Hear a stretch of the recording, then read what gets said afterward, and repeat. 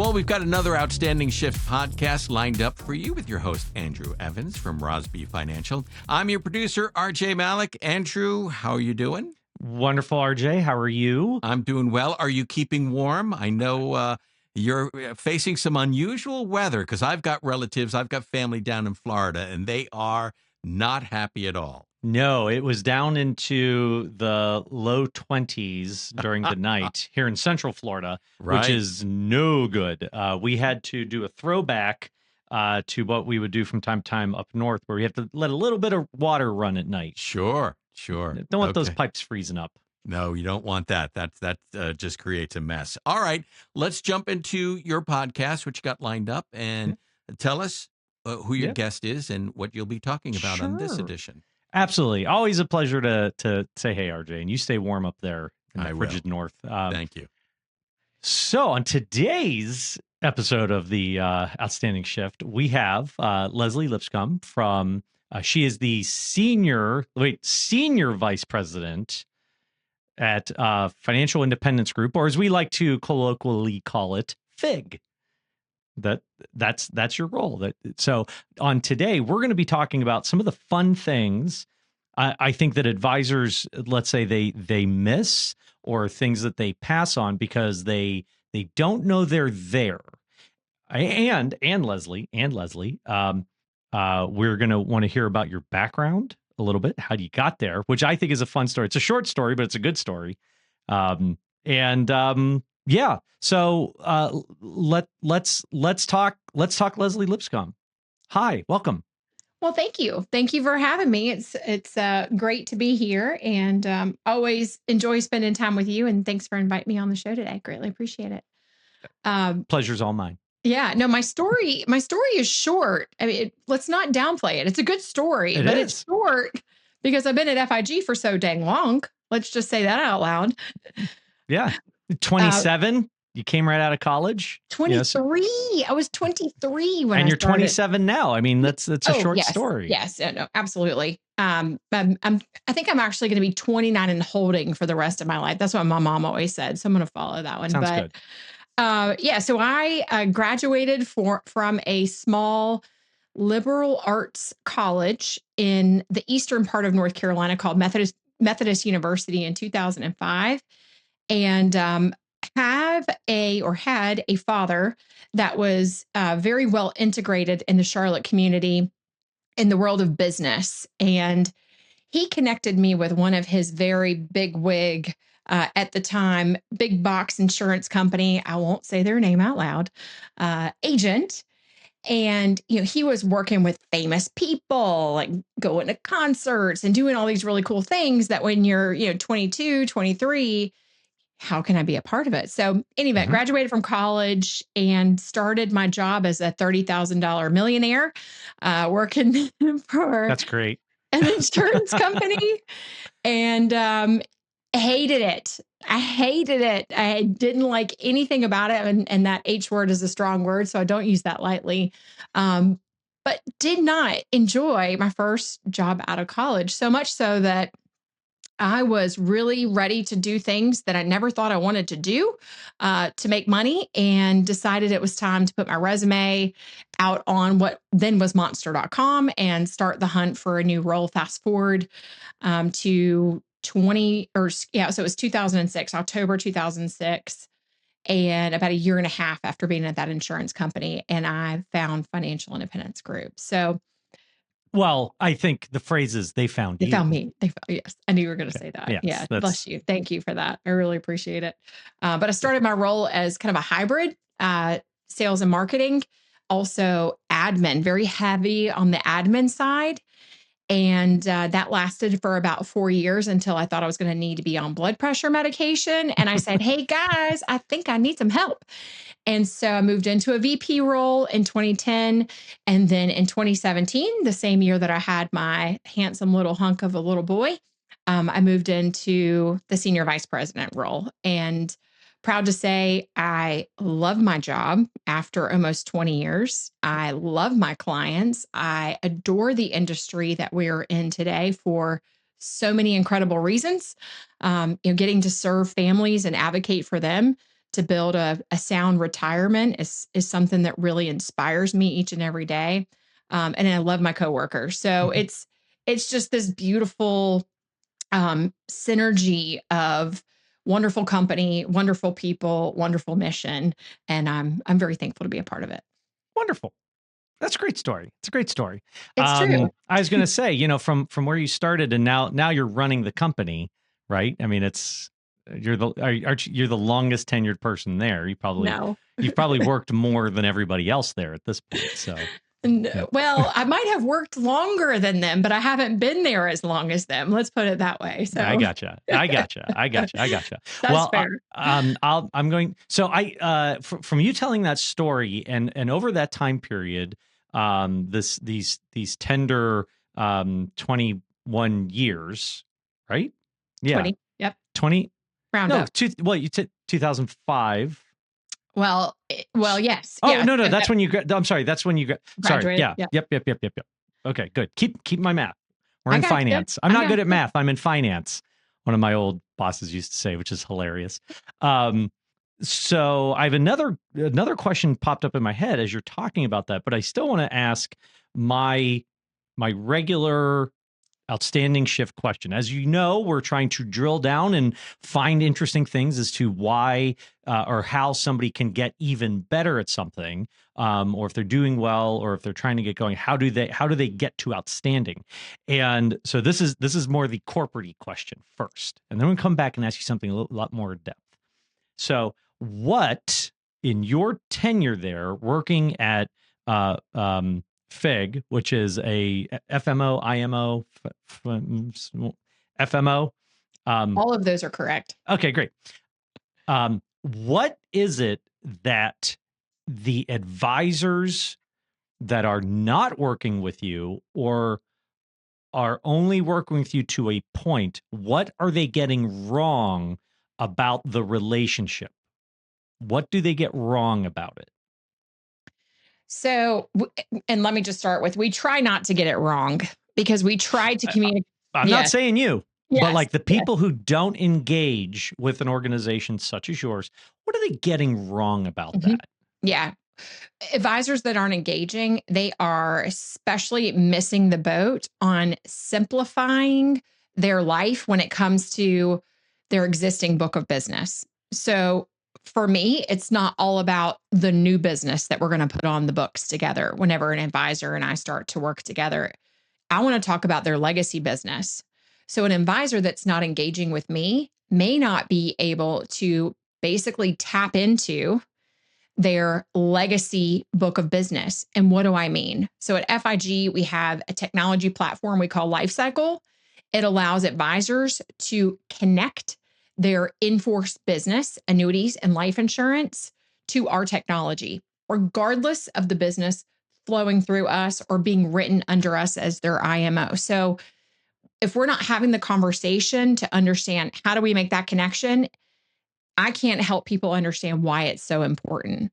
And it's important because it could mean a bigger, better, faster, stronger product for our number one, which is our client, or it could mean, bottom line for the advisor, another sale. So obviously we want to take care of the client first and foremost, but obviously these advisors, they're not for nonprofit. So it could be another revenue generating opportunity for the advisors as well. Yeah. It's like, what do you say to those folks out there that get that,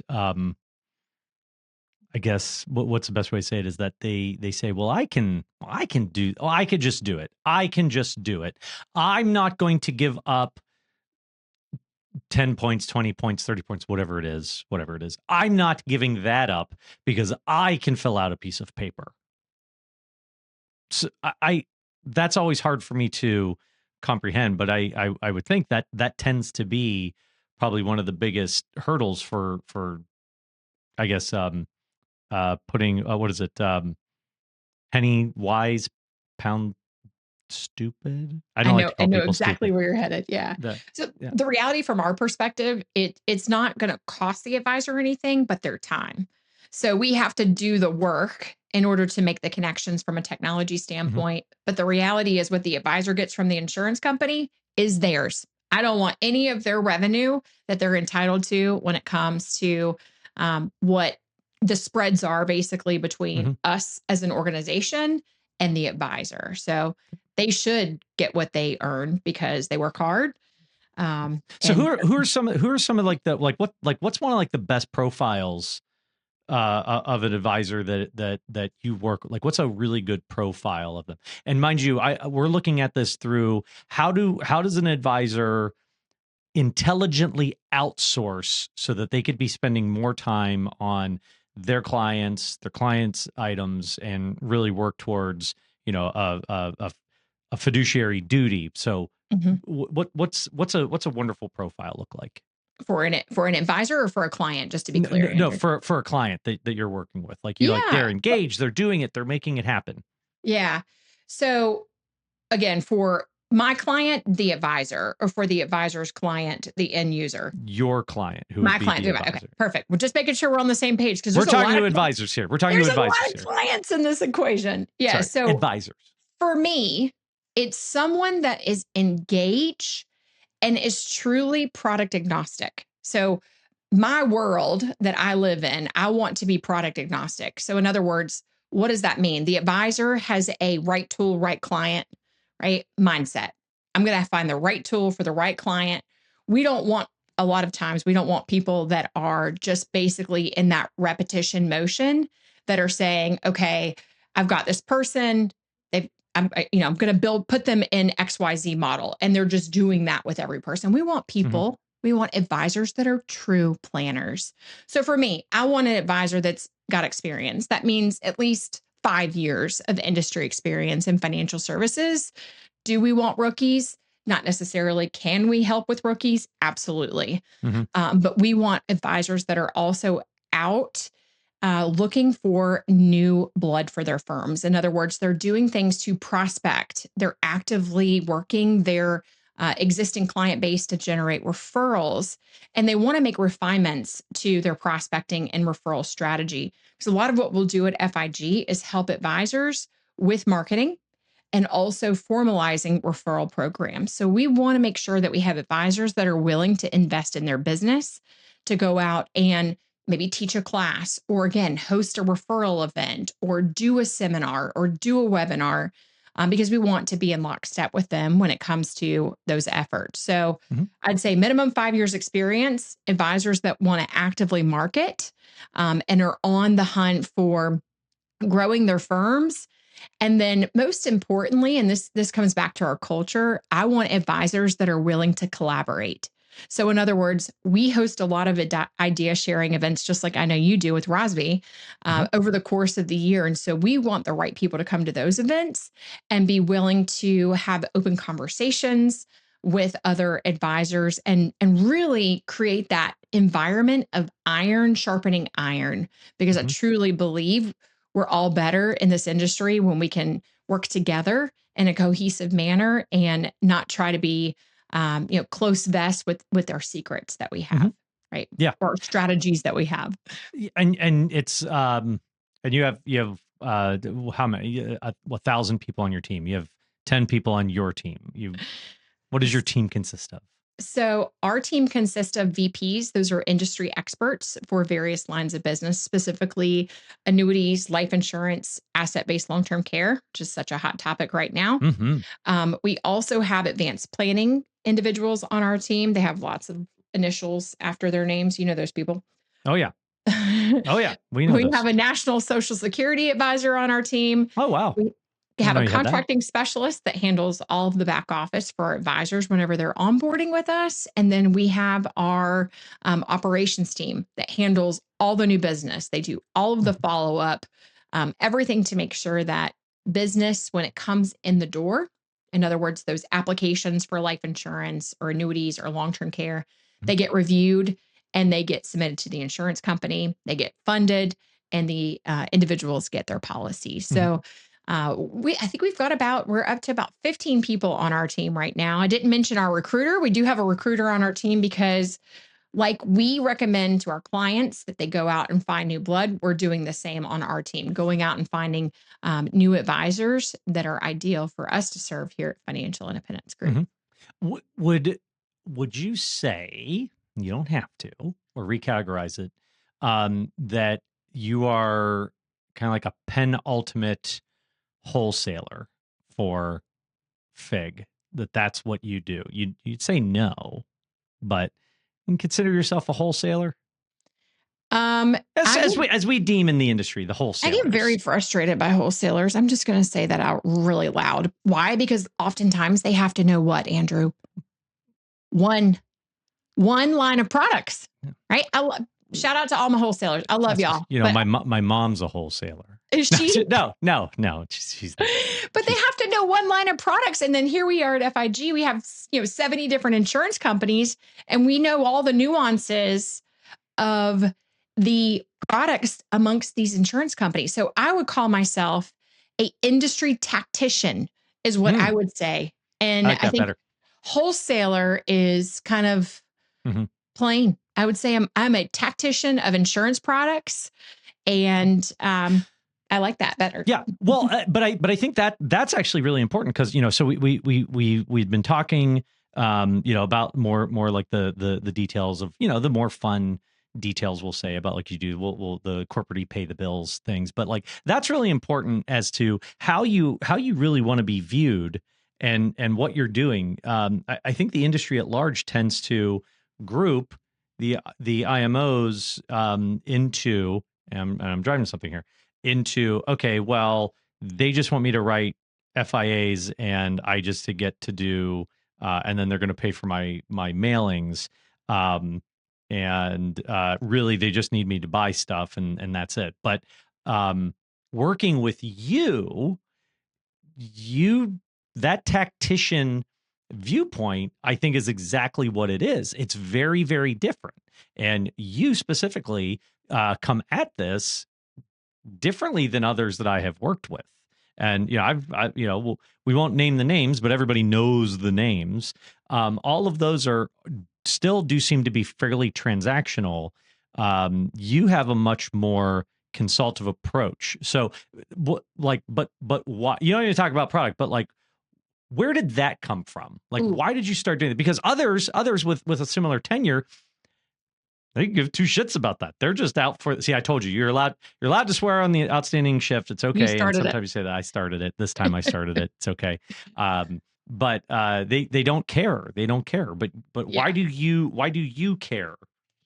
Because you're good at it. Yeah, I know. So it's not a short answer. And I can definitely try to make it a little short for you. But you said the word shit. I give a shit big time about this company and my clients. And that goes back to, and I get goosebumps when I started at this company. If you ever look at the logo of FIG, it's a triangle, right? So triangle has 3 points.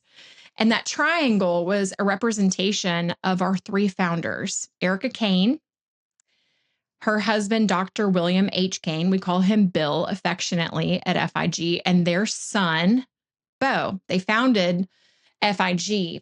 And Bo, unfortunately, in 2006 was diagnosed with stage 4 non-smoking small cell lung cancer. And by 2009, after 2 double lung transplants, he passed away. And ever since then, I didn't get to know Bo, intimately. I knew Bo and had nothing but respect for Bo. He hired me. But the reality is, I have always had the mindset that I am going to do Bo's work. And I know how much Bo cared. I know how much Bo loved this organization, his family, whether it was his mom, his dad, his wife, his daughter. And I had a conversation with him one day at his desk. So he's sitting at his big desk in his big office, and I'm sitting on the other side. Mind you, I'm like 24 at the time. And Bo tells me, he says, Leslie, one day I'm not going to be here. And one day someone else is going to be married to my wife, and someone else is going to be leading this company. And you better do your best. And sitting there again, all 24 years. Yeah. It's a lot. It was a lot. And it was such an impressionable moment for me.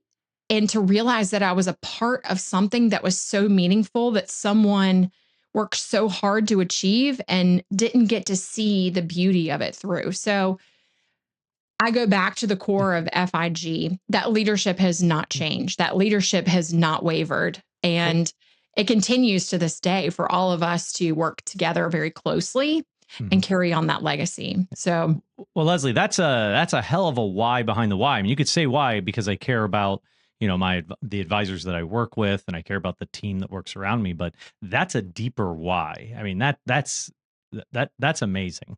That's a core. Really amazing. It's a lot of core. Yeah. But that's a deep why. I think that's fair to say. It's a very deep why. Well, see, but like those are the things I think that we don't talk about enough, is like the deeper whys as to being in the business, doing what we do. Why do we care so much? Like people, same thing with me that I say, Andrew, why do you want to run the organizations?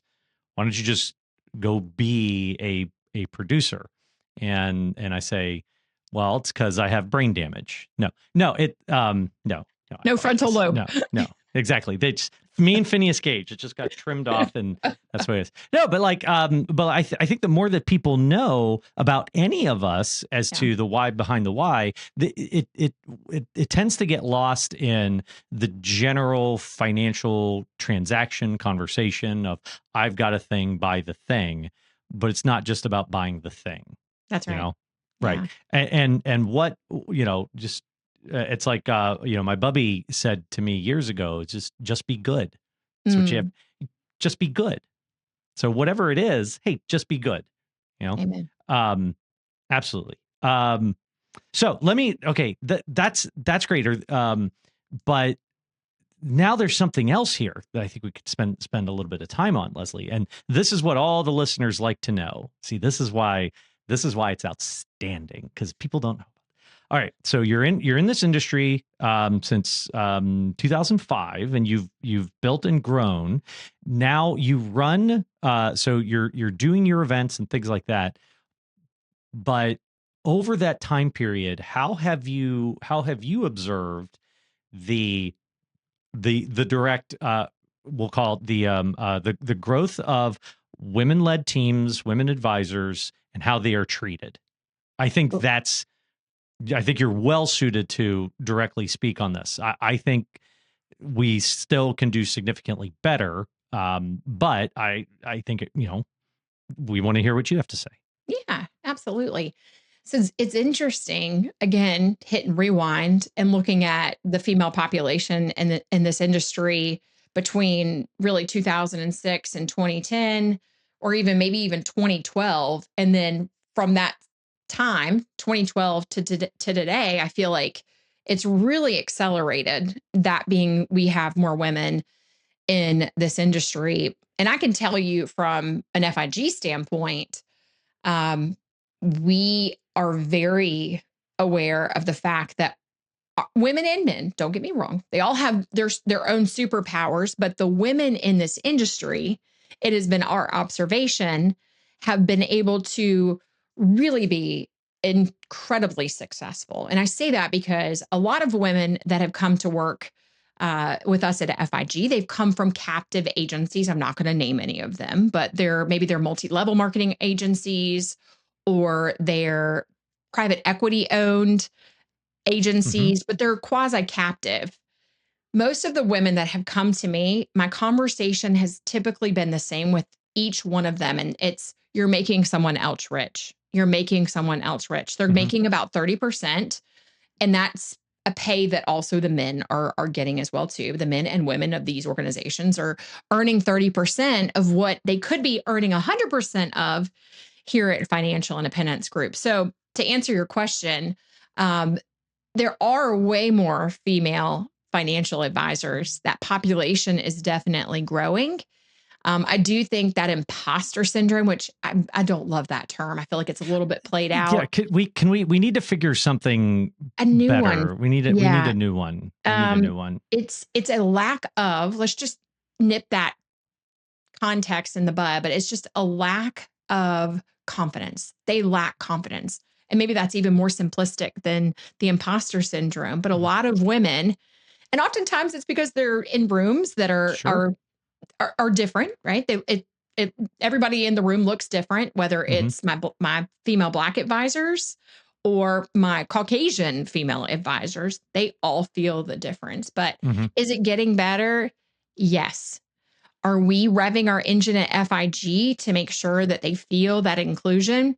Yes. And I think that's what's really important. Also, I will say, organizations like FIG, for me, I have autonomy to lead. And what does that mean? Last year, I started a women's group at FIG. We went to Boston. We had 17 women come together and just network and idea share and really spend time with one another. So I think the tide is shifting. To answer your question, I think things are getting better, but I do feel like there's still an underpopulation for sure. But like, why do firms, this sounds self-serving, because as you know, I have, both of my companies are, predominantly women. They are, my 3 top advisors at the RIA are, women-led businesses. And then on our office business, our fractional services business, our lead providers are they're all women, and our highest revenue offices were women. Best relationships at broker dealers that we have with are the women. And it's funny, like until I have these kinds of conversations, I actually don't think of it. And people say, well, why, Andrew? Why are you doing? And I say, I don't know, but I'm not doing anything I'm doing my best to not prevent it from happening.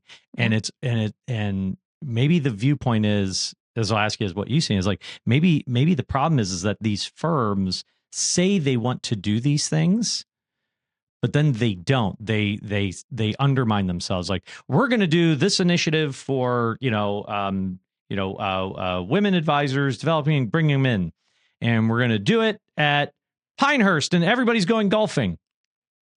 It's like, yeah, I don't. That's lost me. Yeah. What? Seriously? Is that what we're doing? So it's like they can't help themselves, but just shoot themselves in the foot. Like, we're going to do all this thing to, it's like another one of our podcasts, like talking with Melissa, one of our advisors, we're going to do all these things for diversity. We're doing diversity. Oh, and here you go. We're going to put you in one room so all of you could just talk over there away from everyone. What are you doing? Like, it's getting in the way. Hey, our producer RJ chimed in. Well, what's up, RJ? I'm just checking in to make sure remind you about the timing of the podcast. Oh, absolutely. Absolutely, sir. Are we talking too much, RJ? We're good at that. No. I thought you wanted representation for the follically challenged, which I'm getting there. I'll be with you soon. But you're nowhere near where I'm at. Nowhere near. No, I'll be with you soon. My husband's bald, RJ, and I'll tell you what I call it. You'll have to cut this out. No, we won't. I call it his solar panel for his machine. There you go. See, I like it. Panel. And that's the why behind the why behind the why. And there you go. We're pulling it all together. Sorry, I'm blushing. Yeah. Me too. Good for both of you. Good for both of you. See, we mix in a little humor, and your husband should too. He should be very, very lucky that he married up the way that he did. Good for him. He's in a women-led business household. That's right. If only I always ask my wife, I said, Lindsay, can I just be a stay-at-home dad? And she said, no. I was like, oh, okay. Never mind. You tried. I want to be a stay-at-home dad. I basically can't anymore. The kids are, Steven's in college and Amberly's a freshman in high school. So I'm donezo. Yeah. Maybe a stay-at-home grandpa. You could get a dog. That.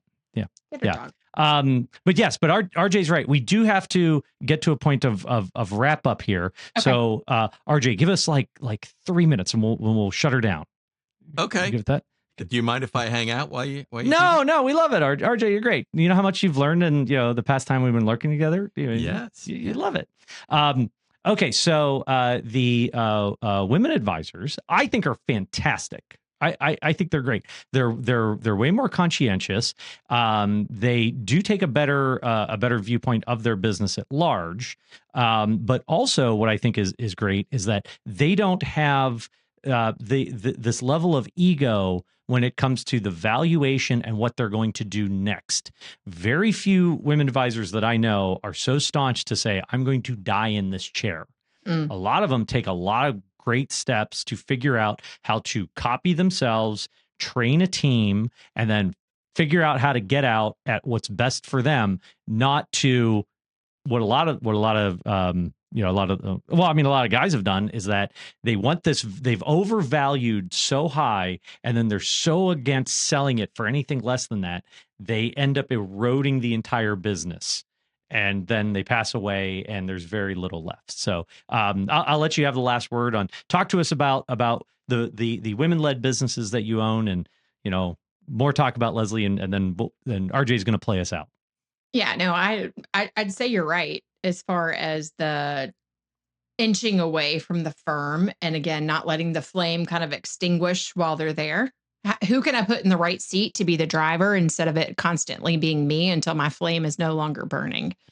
But I would just say kudos to you, Andrew, for your tsunami of women that you've been able to surround yourself with and build into your business. And obviously it's happened very organically for you, which I think says a lot about, the person that you are from an attraction standpoint.